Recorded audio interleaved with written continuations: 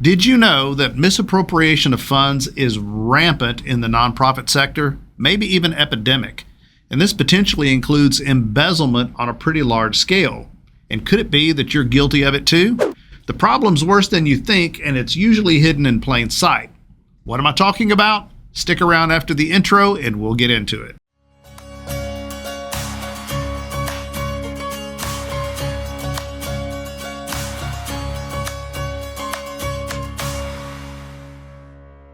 Hi, this is Greg McRae, founder and CEO of Foundation Group, and welcome back to our 501c3 University channel, where we strive to make nonprofit compliance understandable. We would really appreciate it if you could like this video, as it helps us get seen by more people like you. Subscribe if you haven't already, and click the bell icon to be notified of new videos when we post them. Misappropriation of funds, embezzlement, those are attention-grabbing words, aren't they? And in the intro, I said that this is rampant in the nonprofit space, and it is. So if you're thinking, if this is true, why haven't I heard more about this? It's not like I'm seeing executive directors being frog-marched off to jail in leg irons.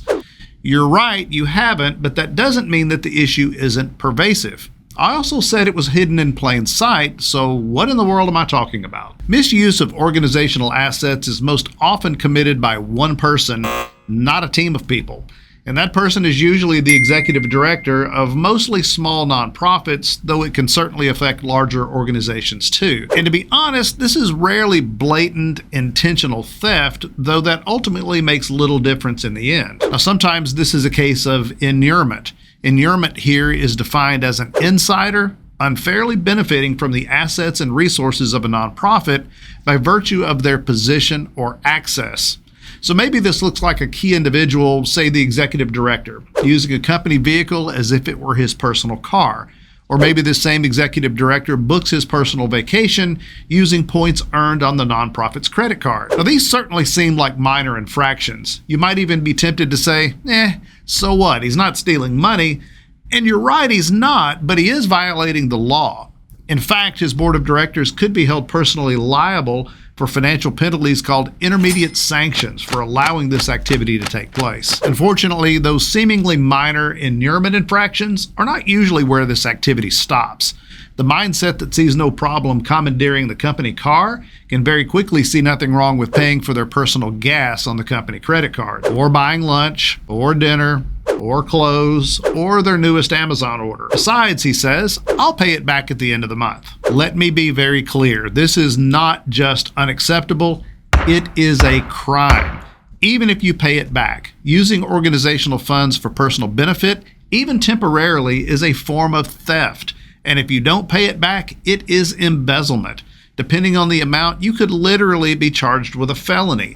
And you are definitely putting your board of directors at risk, given their fiduciary duty. Now, if a small business owner does this, it may cause an accounting headache. But assuming she didn't do this behind the back of other owners, it's not a crime. The business is hers, and she can use the assets however she ultimately wishes, so long as she is accounting for everything appropriately for tax purposes. But a nonprofit is not your personal business. We've covered this extensively in our video about who owns a nonprofit, and we'll link that below, and you should definitely check it out. Suffice it to say, for purposes of today's conversation, you don't own a nonprofit. Its money, assets, and resources aren't yours for the taking. But yet we see it happen all the time, and it rarely occurs to the person that what they're doing is illegal, but it most definitely is. If you are the key individual in a nonprofit and you're guilty of any of this stuff, just stop it now.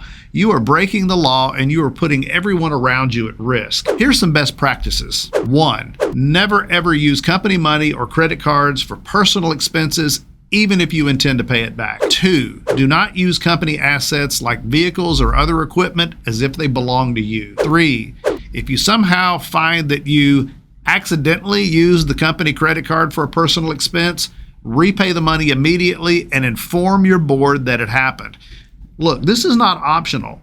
You're committing fraud if you keep your board in the dark about this. 4, rewind this video and listen to 1, 2, and 3 again. I'm taking a hard stance on this because it's not a victimless crime. This behavior defrauds your donors, puts your board at risk, and undermines trust in your organization.